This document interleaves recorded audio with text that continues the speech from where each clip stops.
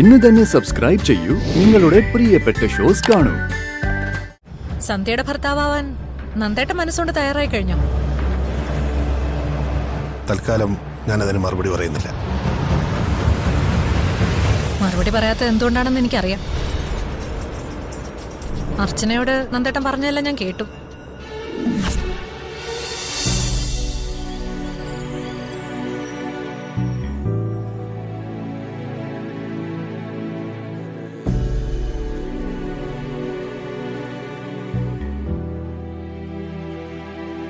എന്തെത്ര വലിയ ആലോചന.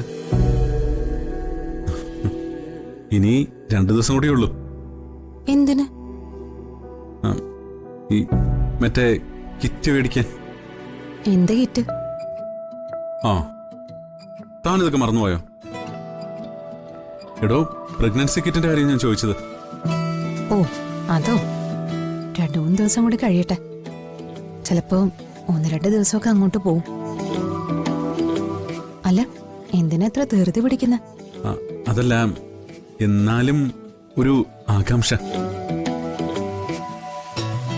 കേറാൻ വയ്യാത്ത മലയൊക്കെ കയറി ഇത്രയും വലിയ പൂജയൊക്കെ നടത്തിയല്ലേ, പിന്നെ ആകാംക്ഷ ഇല്ലാതിരിക്കോ? പൂജ നടത്തിയതിന് എന്തായാലും ഫലം ഉണ്ടാവും, അതെനിക്ക് ഉറപ്പാ. അപ്പോ ഡോക്ടർ ഇഷാനിയുടെ ട്രീറ്റ്മെന്റിന്റെ എല്ലാം തോന്നുന്നു. രണ്ടുമാണ് സച്ചേട്ടാ. മനുഷ്യർക്ക് ഈ ഭൂമിയിൽ സന്തോഷത്തോടെ ജീവിക്കണമെങ്കിൽ മെഡിസിനും വേണം, വിശ്വാസവും വേണം. എനിക്ക് ഉറപ്പുണ്ട് ഇത്തവണ നമ്മുടെ പ്രാർത്ഥനയ്ക്ക് ഫലം ഉണ്ടാവും. ഉണ്ടായാ ദൈവത്തിന് കൊള്ളാം. എന്താ പറഞ്ഞു? അല്ല, തന്നെ ഇതുവരെ പ്രാർത്ഥിച്ചതിന്റെ റിസൾട്ട് തന്നില്ലെങ്കിൽ ഇനിയും നമ്മൾ പ്രാർത്ഥിച്ച് പുള്ളിക്കാരനെ ശല്യപ്പെടുത്തിക്കൊണ്ടേയിരിക്കും. അവസാനം നമ്മുടെ ശല്യം സഹിக்க വയ്യാതെ നമുക്കൊരു കുഞ്ഞിനെ തരും. എല്ലാം നമ്മുടെ മോളുടെ ഭാഗ്യ. അവള് വന്ന് കയറിയതിനു ശേഷം എല്ലാം പോസിറ്റീവ് ആകാൻ തുടങ്ങിയത്. അവളല്ലേ എന്ന് നമ്മുടെ മൂത്ത പുത്രി. ഇനി വരുന്നവരൊക്കെ അവളുടെ അനിയത്തിമാരും അനിയന്മാരും ഒക്കെ ആവും. അവള് കഴിഞ്ഞേ ഉള്ളൂ നമുക്കെന്തും. അല്ല, നന്ദേട്ടന്റെ കാര്യം വല്ലതും പിന്നീട് അച്ഛൻ വല്ലതും ചോദിച്ചു തന്നോട്? ചോദിച്ചു. ഓഫീസിലെ കാര്യങ്ങളില് നന്ദേട്ടൻ വേണ്ടത്ര ശ്രദ്ധ കാണിക്കുന്നില്ലെന്ന് അച്ഛൻ പറഞ്ഞു. അച്ഛന്റെ പരാതി ശരിയാ. പല ദിവസങ്ങളിലും നന്ദേട്ട ഇപ്പൊ ഓഫീസിലില്ല.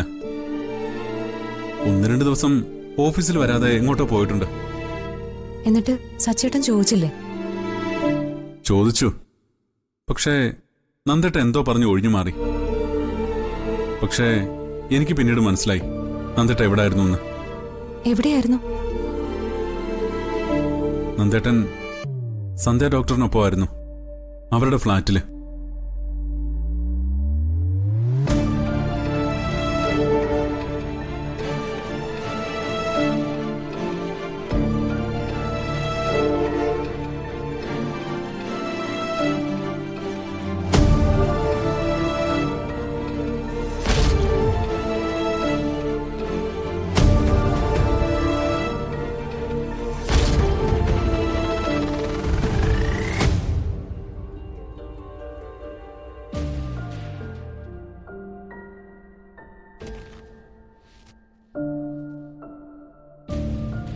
എന്റെ ചോദ്യത്തിന് നീ മറുപടിയൊന്നും പറഞ്ഞില്ല. എന്താ നിന്റെ തീരുമാനം? എന്റെ തീരുമാനം ഞാൻ പറഞ്ഞു കഴിഞ്ഞതാ. ഡിവോഴ്സ് പെറ്റീഷനില് ഞാൻ ഒപ്പിടില്ല. ആ തീരുമാനത്തിന് ഒരു മാറ്റവും ഇല്ല. അതെന്താ, ഈ വീട് വിട്ടു പോകേണ്ടി വരും എന്നുള്ളത് കൊണ്ടാണോ? അതോ ഇന്ന് അനുഭവിക്കുന്ന ഈ സൗഭാഗ്യങ്ങളൊക്കെ നഷ്ടപ്പെടുമെന്നുള്ളതുകൊണ്ടാണോ? എങ്കിൽ അതിന്റെ ഇരട്ടി ഞാൻ നഷ്ടപരിഹാരമായിട്ട് തന്നേക്കാം. എനിക്കൊരു നഷ്ടപരിഹാരം ആവശ്യമില്ല നന്ദേട്ടാ. പഴയ കാര്യങ്ങളൊക്കെ നമുക്ക് മറക്കാം, ഒരു പുതിയ ജീവിതം തുടങ്ങാം.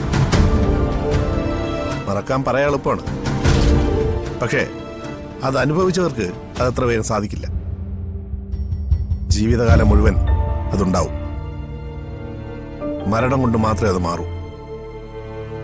അതുകൊണ്ടാണ് ഞാൻ പറഞ്ഞത്, വേർപിരിയുന്നത് തന്നെയാണ് നല്ലത്. നന്ദേട്ടാ, ഞാനിപ്പോ പഴയ ആളല്ല, ഒരുപാട് മാറി. അനുഭവങ്ങള് എന്നെ മാറ്റിയെന്ന് പറയുന്നതാവും ശരി. എനിക്കങ്ങനെ തോന്നുന്നില്ല.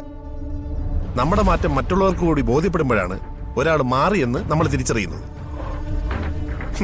നിന്റെ കാര്യത്തിൽ എനിക്ക് അങ്ങനെയൊന്നും തോന്നുന്നില്ല. അപ്പൊ സന്ധ്യയുടെ കാര്യത്തിലോ? നന്ദേട്ടന്റെ ഭാര്യയാവാൻ അവള് മാറിക്കഴിഞ്ഞു. എന്താ മറുപടി പറയാത്തത്? സന്ധ്യയുടെ ഭർത്താവാൻ നന്ദേട്ടൻ മനസ്സുകൊണ്ട് തയ്യാറായി കഴിഞ്ഞോ? തൽക്കാലം ഞാനതിന് മറുപടി പറയുന്നില്ല. മറുപടി പറയാത്തത് എന്തുകൊണ്ടാണെന്ന് എനിക്കറിയാം. അർച്ചനയോട് നന്ദേട്ടൻ പറഞ്ഞതെല്ലാം ഞാൻ കേട്ടു. അതും ഞാൻ മറക്കാം. നന്ദേട്ടന്റെ മനസ്സ് മാറ്റാൻ തയ്യാറാണെങ്കിൽ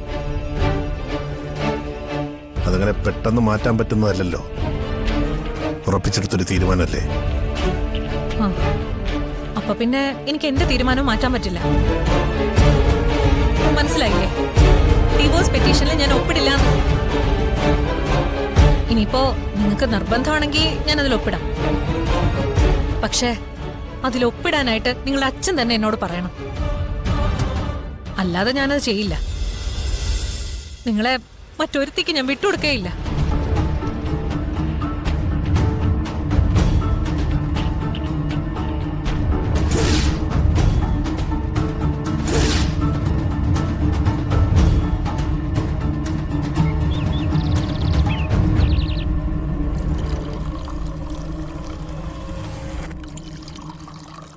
നിനക്ക് വേണോ?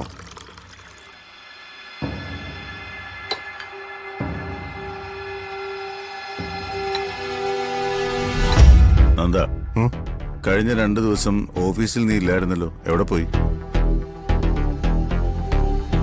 ഞാനെങ്ങും പോയില്ലല്ലോ. ആര് പറഞ്ഞു? കഴിഞ്ഞ കുറച്ച് ദിവസങ്ങളായി ഞാനത് ശ്രദ്ധിക്കുന്നു. നിനക്കെന്താ പറ്റിയേ? ഏയ് ഒന്നുമില്ല, അച്ഛനെ തോന്നുന്നതായിരിക്കും. ഞാനെന്തെങ്കിലും ആവശ്യത്തിന് പോയ സമയത്തായിരിക്കും അച്ഛൻ ഓഫീസിലേക്ക് വിളിച്ചത്.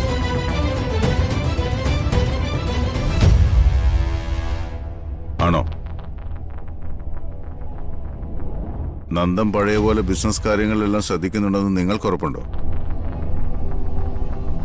അച്ഛനെന്താ എന്നെ കുറ്റപ്പെടുത്തുന്നത് പോലെ സംസാരിക്കുന്നത്? ഞാനെന്താ തെറ്റ് ചെയ്തതുപോലെ? നീ തെറ്റ് ചെയ്തു എന്നല്ല ഞാൻ പറഞ്ഞത്. ബിസിനസ് എന്ന് പറയുന്നത് എന്നും കോമ്പറ്റീഷനാണ്. ഓരോ ദിവസവും പുതിയ പുതിയ തന്ത്രങ്ങളാണ് മാർക്കറ്റിലേക്ക് വന്നുകൊണ്ടിരിക്കുന്നത്. ആ സമയത്ത് നിങ്ങൾ ആരെങ്കിലും ബിസിനസ്സിൽ ശ്രദ്ധിക്കാതിരുന്നാൽ നമ്മൾ പുറകോട്ട് പോകും. അങ്ങനൊന്നുമില്ല. നന്ദേട്ടൻ ആവശ്യമില്ലാതെ എങ്ങോട്ടും പോകുന്നില്ല.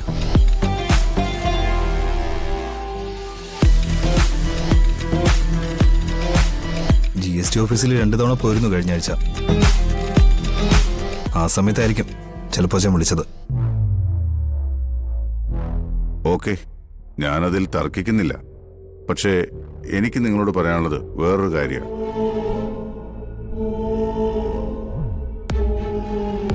നന്ദന്റെ കാര്യം തന്നെയാ.